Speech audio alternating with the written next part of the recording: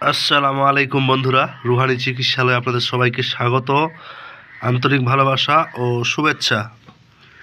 আজকে আপনাদের মাঝে আবারও একটা খুবই গুরুত্বপূর্ণ ভিডিও আমল নিয়ে চলে আসলাম। একেবারে এটা পরীক্ষিত, ইনশাআল্লাহ আপনারা কাজ করবেন, ফলাফল 100% পাবেন।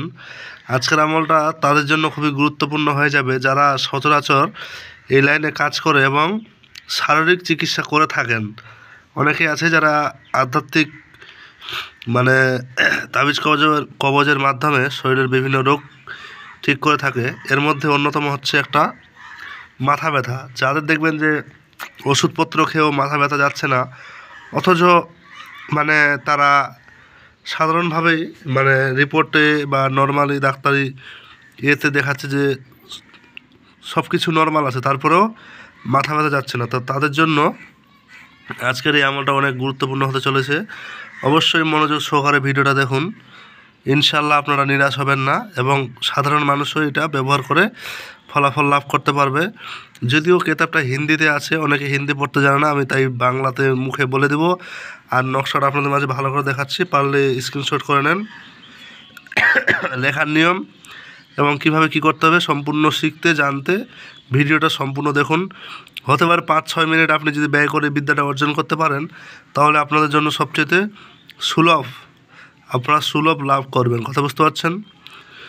এবার ভিডিও শুরু করার আগে একটা কথা বলে দিই, যারা আমার চ্যানেলটাতে নতুন তারা অবশ্যই সাবস্ক্রাইব করবেন, আর যারা সাবস্ক্রাইব করে রেখেছেন তাদেরকে জানাই অসংখ্য ধন্যবাদ।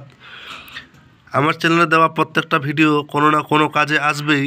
আপনারা নিয়ে যদি রাখেন, আপনাদের যদি নির্দিষ্ট খাতায় বা ডায়েরিতে লিখে রাখেন সুন্দরভাবে, ইনশাআল্লাহ আপনারা ফলাফল কোনো না কোনো একদিন লাভ করতে পারবেন। এতটুকুই। কথা বুঝতে পারছেন? আমার চ্যানেল এটা অফিসিয়াল চ্যানেল। অবশ্যই যারা আমার এই চ্যানেলের বিদ্যা নিয়ে অনেকেই কাজ করেছে এবং যারা করেছে তারা অবশ্যই ভালো করে জানে যে বিদ্যাগুলা কতটা গুরুত্বপূর্ণ।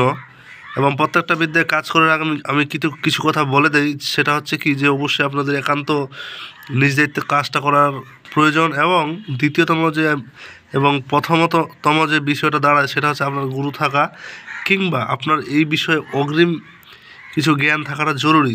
আর যারা একেবারে জানেন না, তারা জিন ও জাদু চিকিৎসা এবং বিভিন্ন তন্ত্রমত চিকিৎসা বা এইসব শিক্ষা নিতে পারেন আপনাদের মনোমতো গুরুর কাছ থেকে। কথা বুঝতে পারছেন? যদি তারা শিক্ষা দিতে প্রস্তুত থাকে এবং আপনি যদি শেখার মতো মন মানসিকতা আপনার থাকে। আজকে হয়তো আমার কথা বলতে একটু জড়তা হচ্ছে, কারণ আবহাওয়ার কারণে শরীরের অবস্থা খুব একটা ভালো নাই, সর্দির প্রভাব সবার উপরে পড়েছে। তো আমি চলুন বিষয়টা আপনাদের মাঝে খোলাসা করি। এই যে দেখেন, আমি পড়ে শোনাচ্ছি, তারপর আমি আমার নিয়মটা বলছি। এটা লেখা আছে যে সর দর্দকে লিয়ে, মাথা ব্যথার জন্য এই তাবিজটা কাজে লাগাতে হবে। কী করে? जो किसी तरह काबू में ना आता हो, ठीक है, जुमे के दिन सुबह पहली घड़ी में जो जोहर की घड़ी किबलाती है लिखे और मोम जमा करके सर पर बांधे। আচ্ছা, এটা সহজ ভাষায় লেখা হয়েছে, তো আপনাদের মাঝে বলে দিই। এখানে যে জিনিসটা বলা হয়েছে যে যদি আপনার মাথা ব্যথা কোনোভাবে কাবু হচ্ছে না, ওষুধপত্র খেয়েও আপনি একদম হতাশা হয়ে গেছেন, তখন কি করবেন?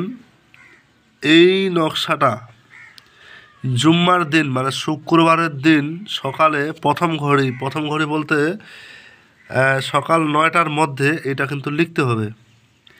লিখে রেখে দিলেন। এবার জুম্মার নামাজ বাদে এটা আপনাকে ব্যবহার করতে হবে। কীভাবে?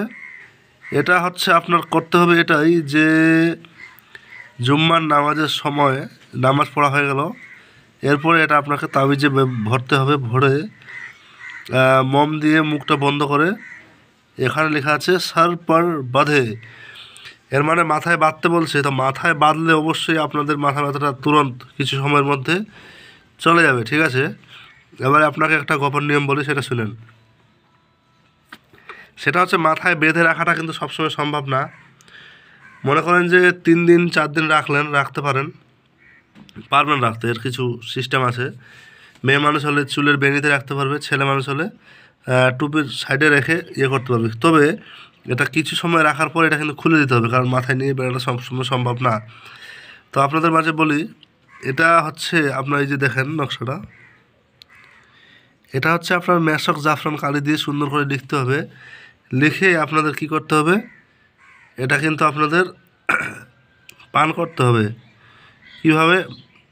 প্লেট, মাটির প্লেট আছে, যে প্লেটের মধ্যে আপনি চীনামাটির প্লেটে লিখে টানা 7 দিন পান করেন, সকাল সন্ধ্যা। ইনশাআল্লাহ আল্লাহর রহমতে আপনি মাথা ব্যথা থেকে চিরমুক্তি পাবেন, এবং আল্লাহর বিশেষ রহমতে আপনারা এটা থেকে একেবারে শেফা লাভ করবেন ইনশাআল্লাহ। তো জানি অনেকেরই আজকে এই ভিডিওটা অতটা ইন্টারেস্টিং হবে না, কিন্তু যারা প্রকৃত শিক্ষার জন্য আসছে তাদের জন্য প্রত্যেকটা বিদ্যা কার্যকর।